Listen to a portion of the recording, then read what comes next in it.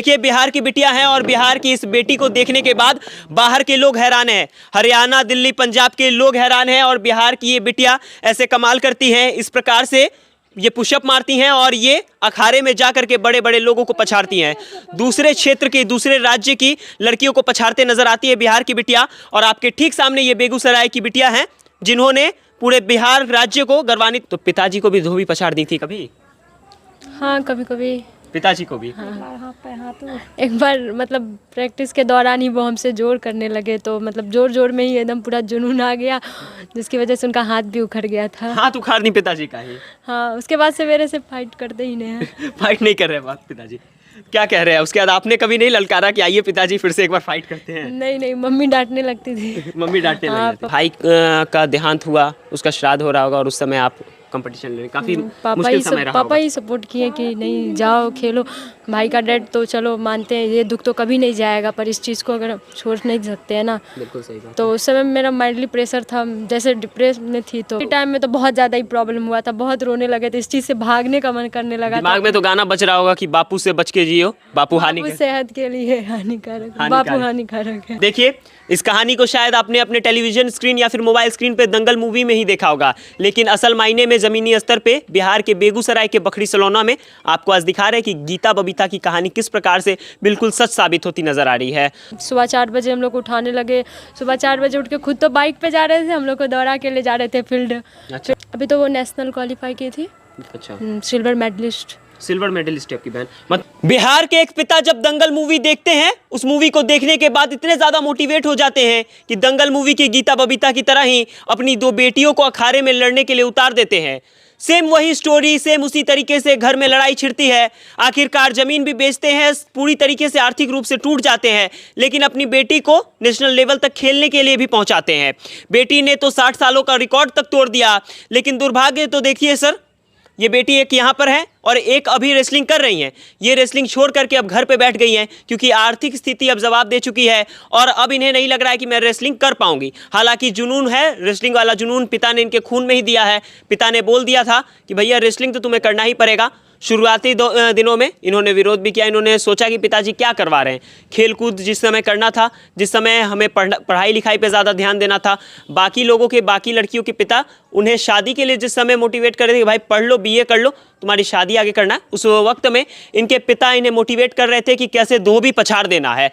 अब समझ लीजिए कि बिहार की 2 बिटिया की कहानी सुनाने जा रहा हूँ जिन्होंने पूरे बिहार को गौरवान्वित महसूस करवाने की पूरी कोशिश की, तमाम जद्दोजहद की, लेकिन बिहार के बहुत कम लोग इनके बारे में जानते हैं।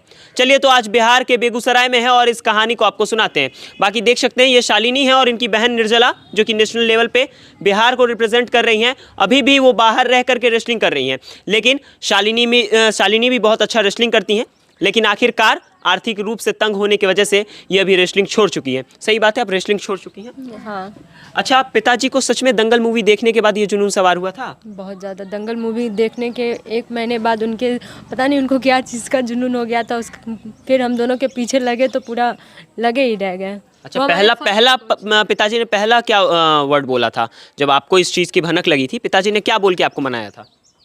नहीं, मतलब ऐसा था कि पापा की बातें हम लोग काटते नहीं है, तो जो जैसे बोले वैसे करते गए। जब पेनिंग मतलब बॉडी में होता था तो फिर बोलते थे पापा क्या करवा रहे हैं, कैसे बॉडी में बहुत दर्द हो रहा है, तो पापा बस यही बोला करते थे, बेटा जो भी कर रहे हैं बस आप लोगों के लिए कर रहे हैं, और कुछ नहीं बोला करते थे। उस समय फिर आप लोग भी मान जाते होंगे कि पिताजी कर रहे हैं, जो भी कर रहे हैं हमारे भलाई के लिए होता है। हाँ, वो हमारी भलाई के, ऐसे भी पापा जो भी सोचते हैं वो हमारी भलाई के लिए ही ना सोचते हैं, तो उनकी बातों को मान के अपना किए। करीबन कितने सालों तक आपने रेसलिंग किया है? 5 साल से। 5 साल। 5 सालों तक ये रेसलिंग करती है, इनकी बहन भी रेसलिंग करती है, दोनों लोग बाहर जाके खेलती हैं, कई कंपटीशंस खेलती हैं। नेशनल लेवल पे इनकी बहन 60 सालों का रिकॉर्ड तोड़ देती है, ऐसा इनका कहना है। और साथ ही साथ बता दूं कि ये दुर्भाग्य हमारा और आपका कि इनकी कहानी अभी तक हमें पता तक नहीं थी। लेकिन सबसे बड़ी बात तो ये है, सबसे बड़ा सवाल तो तब उत्पन्न होता है जब ये इनको रेसलिंग छोड़ देना पड़ता है। अब भैया पिताजी तो तमाम जद्दोजहद कर रहे हैं। इनकी माता बता रही थी कि आस पड़ोस की ज़मीन तक उन्होंने बेच दिया। माता ये भी कह रही थी कि भैया हमें सब कुछ बेचना पड़ जाए, फिर भी निर्जला जो हमारी बेटी जो अभी बाहर कम्पीट कर रही है, बाहर तैयारी कर रही है, उसे हम लोग अच्छे स्तर पर पहुँचाएंगे। क्या आपकी बेटी अगर आगे तक खेलना चाहे, आगे अच्छा परफॉर्म करे, तो उसे आगे तक पहुंचाएंगी? हाँ ज़रूर पहुँचाएंगे। सरकार से कोई मदद मिली अभी तक? नहीं, कोई मदद नहीं। यहाँ तक कि हम लोग सम्मानित भी किए खुद अपना वही पैसा कि बच्चा लोग के मन बढ़ाने के लिए कि हाँ खुशी मिले अंदर से। मतलब कि बच्चे का मोटिवेट करने के लिए, बच्चे को आगे बढ़ाने के लिए और उसे बताने के लिए कि तुम आगे बढ़ो, तुम्हें मोटिवेट करने के लिए, तुम्हें सम्मानित करने के लिए हम लोग काफ़ी है, गांव के लोग भी तुम्हें सम्मानित हाँ करेंगे। खुद अपना पैसा से सम्मानित मतलब हर एक चीज़ किए हैं। बताइए, ये बिहार का दुर्भाग्य नहीं है तो और क्या है? क्यों कोई एथलीट बनेगा? कोई शौक से तो भाई बनता है, बस शौक के लिए वो बन जाता है कि भाई हम अपने राज्य का नाम रोशन करेंगे, उसके बाद अपने देश का नाम रोशन करेंगे। लेकिन देश का नाम रोशन करने के लिए बिहार से निकलना भी तो पड़ेगा सर। देश के लिए, देश को रिप्रेजेंट करने के लिए पहले बिहार को रिप्रेजेंट करके आगे बढ़ना पड़ेगा। लेकिन कोई भी एथलीट बिहार को किस तरीके से ऐसे रिप्रेजेंट करेगा जब उसका भविष्य खुद अंधकार में चला जाएगा। बाकी इनसे आगे की कहानी जानेंगे। पिताजी जब ये तमाम चीज़ें आपको अखाड़े में उतार रहे थे, ये तमाम तैयारियाँ कर रहे थे, तो पिताजी को भी धोबी पछाड़ दी थी कभी? हाँ कभी कभी। पिताजी को भी? हाँ तो एक बार मतलब प्रैक्टिस के दौरान ही वो हमसे जोर करने लगे, तो मतलब जोर जोर में ही एकदम पूरा जुनून आ गया, जिसकी वजह से उनका हाथ भी उखड़ गया था। हाथ उखाड़ नहीं पिताजी का ही? हाँ, उसके बाद से मेरे से फाइट करते ही नहीं हैं। फाइट नहीं कर रहे बात पिताजी? क्या कह रहे हैं? उसके बाद आपने कभी नहीं ललकारा कि आइए पिताजी फिर से एक बार फाइट करते हैं? नहीं नहीं, मम्मी डांटने लगती थी। मम्मी डांटने लग हाँ, जाती? पापा का हाथ उखाड़ दियो, अच्छा। सारा पावर पापा पे ही लगा दोगी ऐसे ही। अब देखिए, इस कहानी को शायद आपने अपने टेलीविजन स्क्रीन या फिर मोबाइल स्क्रीन पे दंगल मूवी में ही देखा होगा, लेकिन असल मायने में ज़मीनी स्तर पे बिहार के बेगूसराय के बखरी सलौना में आपको आज दिखा रहे हैं कि गीता बबीता की कहानी किस प्रकार से बिल्कुल सच साबित होती नजर आ रही है।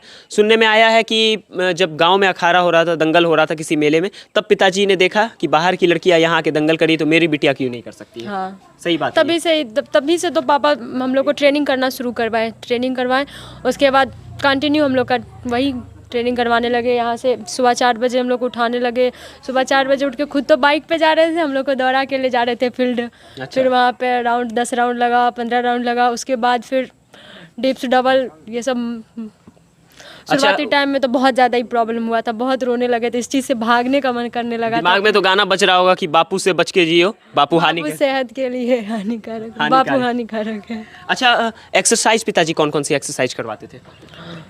शुरुआती टाइम में तो पहले मतलब रनिंग 10 राउंड फिक्स है, राउंड रनिंग करना ही करना है। उसके बाद आए फिर पुशअप मरवाते थे। पुशअप भी मरवाते थे? हाँ, अच्छा, पुशअप मरवाते थे, फिर डबल डंड, फिर रस्सा चढ़वाते थे। रस्सा चढ़वाते थे। और ये सब कुछ उन्होंने तैयार किया था अपने ही गांव में? हाँ, अपने ही गांव में फील्ड में करवाए थे। अच्छा अच्छा, पुशअप वगैरह कितना मार लेती हैं आप अभी? अभी तो मतलब नहीं बता सकती हूँ, अभी फिर भी मैं 10-15 मार लूँगी, लेकिन मेरा प्रैक्टिस बहुत टाइम से छूटा हुआ है, लेकिन मैं मार लूँगी 10-15 मार। एक बार जरा दिखाइएगा। चलिए देखिए, बिहार की बिटिया हैं और बिहार की इस बेटी को देखने के बाद बाहर के लोग हैरान हैं, हरियाणा, दिल्ली, पंजाब के लोग हैरान हैं। और बिहार की ये बिटिया ऐसे कमाल करती हैं, इस प्रकार से ये पुशअप मारती हैं और ये अखाड़े में जा करके बड़े बड़े लोगों को पछाड़ती हैं।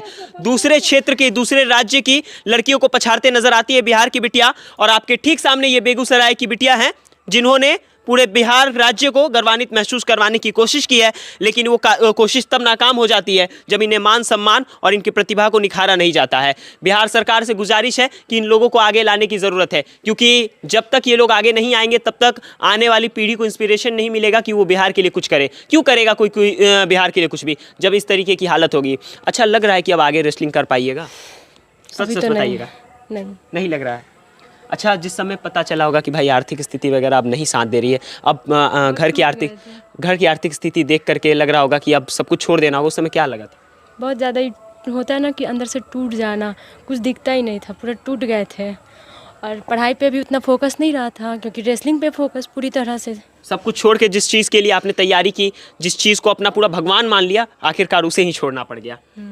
तो उस समय तो काफ़ी ज़्यादा दुख हुआ होगा, सिस्टम पे काफ़ी ज़्यादा गुस्सा आया होगा। उस समय क्या, अभी तक होता है, अभी भी होता है वो दर्द, अभी भी है। हाँ। अच्छा, बहन आपकी बाहर खेल रही हैं, बहन ने कौन कौन सा कंपटीशन जीता है? अभी तो वो नेशनल क्वालिफाई की थी। अच्छा, सिल्वर मेडलिस्ट। सिल्वर मेडलिस्ट है आपकी बहन। मतलब बिहार की बेगूसराय की बेटिया रेसलिंग में सिल्वर मेडलिस्ट है, पूरे नेशन को वो रिप्रेजेंट करती है। और आपको बता दें कि उनकी ही बहन अभी हमारे साथ है, और शायद अगर इन्हें भी मौका मिले तो ये भी एक अच्छे स्तर पे रिप्रेजेंट करके पूरे बिहार को रिप्रेजेंट करेंगी और आने वाले समय में पूरे इंडिया को रिप्रेजेंट करेंगी। तो अब बहन के लिए क्या लग रहा है, वो आगे खेल पाएंगी? हाँ, पापा मम्मी का पूरा फोकस है अभी कि हाँ उसको आगे बढ़ाए।